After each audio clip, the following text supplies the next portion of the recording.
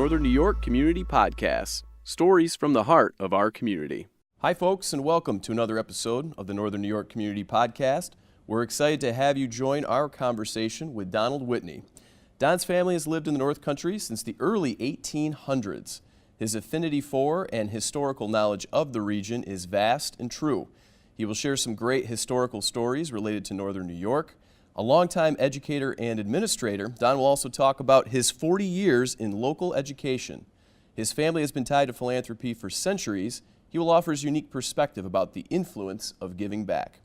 There's plenty to cover during this interview, but before we start, we have to share our gratitude with our supporters, WPBS and the Northern New York Community Foundation. They are responsible for the creation and production of these outstanding stories from the heart of our community. Be sure to check out what both organizations are doing these days. Head to www.wpbstv.org and www.nnycf.org to learn more about both agencies. Now, let's get started with our conversation with Don Whitney. Don, thanks so much for coming on the podcast. Thank you for offering. Your family settled in the North Country more than 2 centuries ago. That's a long time ago.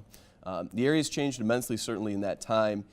Your family played a vital role in some of the key wars of the 19th century, including a battle many forget, the Battle of Big Sandy. Can you share with us that important historical story and your family's involvement here to open? Well, my 6th generation great-grandfather, Erastus Whitney, was in the militia, the Henderson militia at the time. He not only was at the Battle of Big Sandy, but he was the bait. He was the guy that got the British out of the boats to chase him. He actually didn't fight it, he just ran. So it's a great story. But he was at the Battle of Big Sandy. Certainly he was involved with the cable carry, carrying the cable from Big Sandy to Sackett's Harbor, the two-day carry that, changed the whole outlook of the war. Can you share some details about the cable carry, too, and just its significance? Well, the material that was not only carried in the cable carry, some of it was brought by ox cart, but the cable itself was a 6-ton cable that was 21 inches around, and over 100 men carried it, and each man was carrying over 100 pounds. And they carried it 20 miles from Big Sandy to Sackett's Harbor. It was necessary to keep it in one cable because they needed it for the mast and for the anchor rope of the Superior. Once the Superior was afloat, then we now had, for the first time in the war, we had control of the lake. We had the biggest battleship on the lake. So throughout the war, we had never controlled Lake Ontario, and whoever controlled the lake pretty much controlled the northern tier of the war. How did that tip the scales at that time? Because once the ship was loaded with its cannon and its cable, the British broke the blockade and took off for Kingston. Their ships got out of there because they knew coming out of Sackett's was going to be the biggest, meanest battleship that ever was made. Your knowledge of history is just so vast, as we mentioned at the top. If you could share one other unique, little-known fact about the region's history, or one that you find that's really exciting or cool to know, is there one in particular you could share? No, I just think that people were very resilient people to come to such a cold climate, a climate that was so different from where they lived before, and to come in and do the things they did. The early settlers were really successful in what they did, and yet they were the first ones to do it. They had no model. They brought with them all the tools. We didn't have any way of, we didn't have the railroad till 1851, and these people had to come cross lots or by water, and that's a tough way to get here. Where did your love for history originate? I'm not sure. I had family that loved history. I had a couple of great aunts that when I was growing up would tell stories, family stories, and I guess that's where I got it from. I just loved to hear them tell the stories about, they were actually their grandfathers, my great-great-grandfathers would be their fathers and grandfathers that actually were the ones that did these deeds. So they had direct knowledge, they had firsthand knowledge of this. Are there any artifacts, pieces of history that you have at your home that kind of reflect some of those previous eras of local history? No, I've got a lot of artifacts, but I'm not sure, which ones reflect what, I got a lot of artifacts of the times. Industry, not necessarily family, but milk bottles and those things, the early days. Early guns, just a lot of material that was collected over the time. My dad when he was in World War II, he brought back a lot of artifacts from the war too. So it's nice to have those. Let's continue with your mom and dad. Mother was an educator, a teacher, elementary and Sunday school, correct? And Sunday school and secondary teacher. And secondary. She was both. Your father ran a family business that is Whitney Sales and Service, correct, in Right. Adams? Yes. What did you learn most from your parents at a young age and as you became older? Well, they were hard workers. They believed that you got out of life just what you put into it. So they gave a lot to it, and they certainly got a lot out of it. You decided to pursue a career in education yourself. Graduating from Adams Center, Adams Central School, I wanted to make sure I got that right, and SUNY Potsdam. Adams Center, Adams Central. Correct. Right. Yeah, right. And To say SUNY that right. Potsdam for college as well. Yes, But you always helped with the family business. Why was that important to you?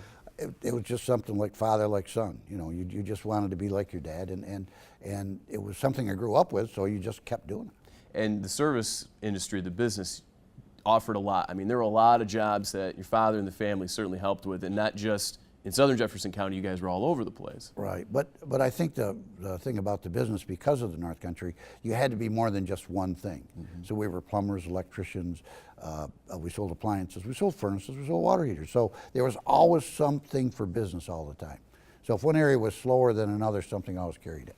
Where did you find time to help with the family business as you were becoming, an aspiring educator or began working as a teacher? Well, my father-in-law was also a farmer, and we also had a farm. So, there you go. it just the time was there. You just had to be careful how you used your time. Was there a particular job that you enjoyed the most? I know from personal experience, you fixed my parents' washing machine Yes, many years yeah. ago. I love the service work. The nice thing about deliveries and service work was you get a chance to go in everybody's home, and you get to meet a lot of people, a lot of great people, a lot of people that you wouldn't have met otherwise had you not been in that business. So you got a chance to see everybody as they were in their own home. So nothing was put on. It was the way they were. It's the way they lived, and that's a great part of the business. What did you learn about this area by going to some of these homes and working on some of these jobs? I think you learned how hard the area people worked, how honest they are, how much they cared about the area. I think there's a lot of positive in here, really, that people don't realize sometimes. You hear a lot of criticism. I'd like to move south. I'd love to move here or there. And I just couldn't be happier where I live right now. I have no other choice to live but right here in the North Country. Since your mother was a teacher, as you said, pretty much at all levels, what lessons did you take from her approach and methods as an educator? Well, my mother always believed that you listen very carefully to all teachers when they spoke. She said, just don't listen to being a male, don't just listen to the males, but listen to the female teachers too. Take all opinions and think them out thoroughly before you make your decision. So my mother was very good about doing that. She said, make sure you listen to both sides of the story. That was important. Did you ever talk shop with your mother about, again, not approaches and methods only, but just here's a scenario that I have at school? Absolutely. We talked about it all the time. And my daughters are educators, and we talk about it all the time. So it's one thing that never leaves you. Once you're there, you're always there. Is there a common thread or message that's always underlying based on any of the feedback you share either with your daughters or that you remember from your mom? Be enthusiastic about it. Embrace change. When I first started, I didn't like change. And as I got older, I liked change more and more. And as I embraced it, everything turned out better. So the other thing is, look at new ideas that come in, embrace those ideas. Look at those ideas. Make sure you don't put them down. From a reading teacher to an administrator, you have said that being a building principal was the best job in the school. Well, being a reading teacher was a great job, but being a building administrator was the best job. Why is that? It's just that you have a chance to meet all people at their best. You really do. You get to see all areas of the school. You get to see all pieces of it, whether it's transportation, whether it's enrollment, whether it's discipline. You get to see all pieces of it. And that's nice to be able to see the whole picture. So you're not missing pieces of it. And that's the exciting part, because every day was a different challenge. And those challenges were fun. Now there's a great debate. I feel like it's a debate for all eras, it seems, among people and likely some in the teaching profession and certainly parents about how children have changed over the years. Now education certainly continues to evolve over time, but after 40 years in the profession, what do you think has changed, if anything? I thought it got better. I want to tell you, discipline, especially the boys, were kinder, gentler when I left than when I started. When I started in the 60s, I think they were tougher. When I left, I found a kinder, gentler group of boys. I'm not sure what the reason is. Maybe the different rules, sexual harassment rules or whatever, but I found a kinder, gentler group of kids than I had started with. And yet that's not what you hear from the general public. You hear about how bad it is today. That's not true. I'm telling you, if go out there and try it, it's a great place to be. Are the values and principles of philanthropy integrated enough into a child's education today? Well, that's always debatable. You never can do enough for it. I think that's something that we always have to be mindful of. That's something we always have to, hold that piece there. Where do we put it? Do we put it in social studies? Do we put it in philosophy? Do we put it in English? Where do we put it? I think all areas actually have to have it.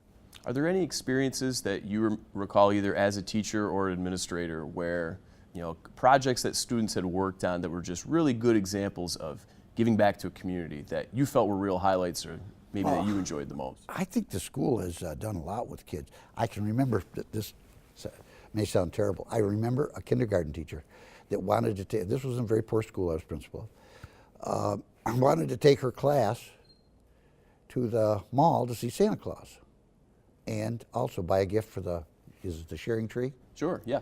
And somebody said, well, geez, these kids are poor. And somebody said, and I love the answer, but it's good that all kids learn to share, whether they're rich or poor. I just loved it. And on they went. It was approved by the board.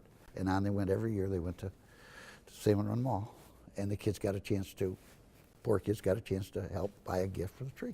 Well, it's a terrific lesson. I thought that was wonderful. I just thought that was a great experience. And I love the answer that everybody has to share, whether you're rich or poor. Where did your values of philanthropy and giving back come from? Came from the community, but especially from my parents. I think my parents were very big givers, especially my mother.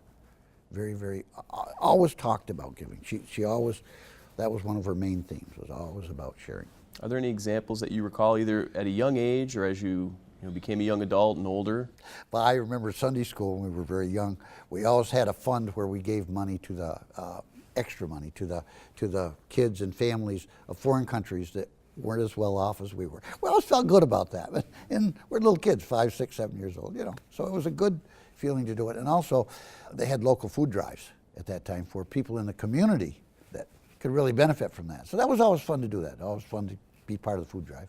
You get to play a special role in being a difference maker to many communities, serving as the president of the Daisy Marquis Jones Foundation, which is based in Rochester, but you work with a committee and family members to determine grants each year to worthy projects and programs that are addressing important needs. Can you share the story about how the Daisy Marquis Jones Foundation was established? Well, my great aunt and my great grandmother were very frugal investors. They lived on a side street in Rochester right off Monroe Avenue, and they lived the life of like the millionaire next door. They lived in a 2-story, $150,000 home, and no one would have known it. But they believed in giving back. And that was the nice thing about it. So when they had the opportunity, and they certainly had the finances, they decided that's where they wanted their wealth to go. Can you share a little bit about the experiences and examples of some of the projects that Daisy Marquis Jones Foundation has supported recently?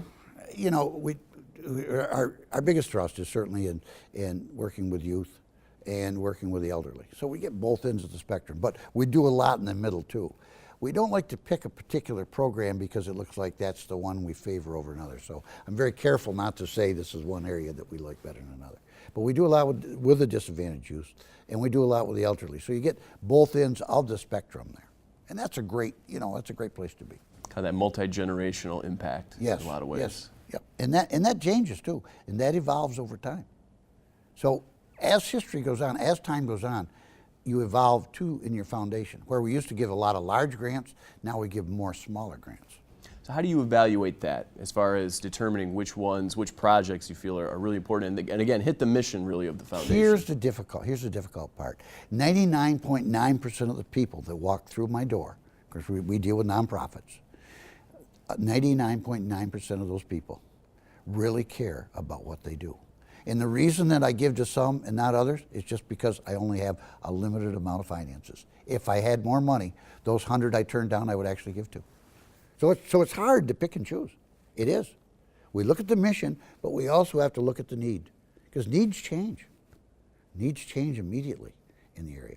And Rochester is a very giving area. It is. To piggyback off that about needs, given your lifelong residency here and watching the needs evolve here in the North Country, what do you see that really stands out as key community needs for this area? That's a hard one to pick and certainly to say, because again, if you say one over the other, it looks like you favor one over the other, and you certainly don't want to hurt anybody's feelings, because there are a number of people that are out there giving to different projects, different causes, not only in money, but in product and volunteering. So it's very difficult to say that. But what I will say is that the more we give, the better it is for everyone. All things will improve because of the giving that we give in all areas. How has serving on the foundation changed your view of philanthropy? Has it changed your view? I don't know if it's changed it. It does change from year to year in how I look at different projects and programs that are out there. Well, I don't think it's really changed it. I don't think it's had any change at all. Why is philanthropy so important to this region's future, the North Country? It's so important because it creates a culture.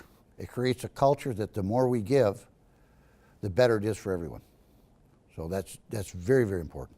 Where do you think we stand with that culture today? We can always do more. We never exceed our reach in that one. We always can do more. I think we have to remember that. Never is enough. We need to do more. Students obviously are the area, the demographic you worked with very closely, again as an educator and administrator. If you had a chance to impart a message to a group of elementary school students or say middle school students, what would you kind of share as that just key message about why philanthropy is important in this area? Well, philanthropy is important because it helps everyone in the area. Everyone benefits, those giving and those receiving. So it's a win-win for everybody. So it's very, very important. And it's very important that we involve this youth too. Do you have any thoughts on how we get youth more involved Absolutely. in philanthropy? First of all, we model for the youth. This is what we do. This is what works for the community. Then we get them involved. We get them involved by saying, join us. And then celebrate and recognize those things the youth have done. We have to remember that. In order to get these kids to participate, we need to recognize their good deeds. There's nothing wrong with it. As we start to wrap up, thinking about all that your family has done and the legacy of the Whitney name in the North Country, if somebody asks, how do you want to be remembered? Not just Don Whitney, but the Whitney family. How would you hope that the family's remembered, given their years of support and giving back to this community? I remember my mother saying, probably the best way to look at it, she said, I don't want any monuments or statues. All I want to do is just continue to help the community grow. So, it isn't anything that I really want out there in any kind of letters or form. I just want to, I had my opportunity to have what I have, and I want the opportunity to give back. That's all I wanted to do. I don't want any name or any plaques or anything else out there. I just want to have the chance that in my lifetime I had a chance to give back.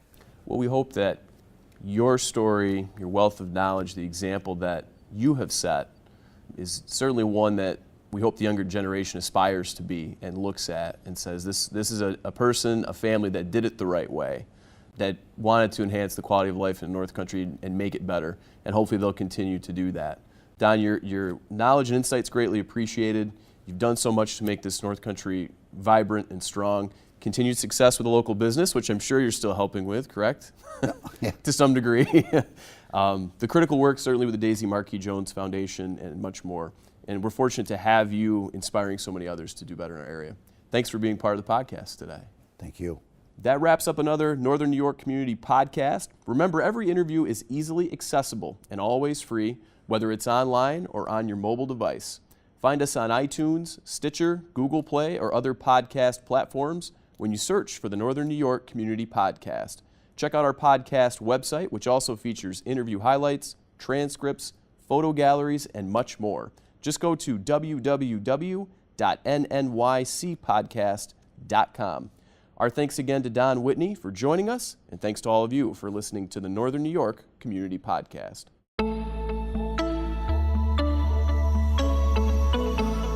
Northern New York Community Podcasts, stories from the heart of our community.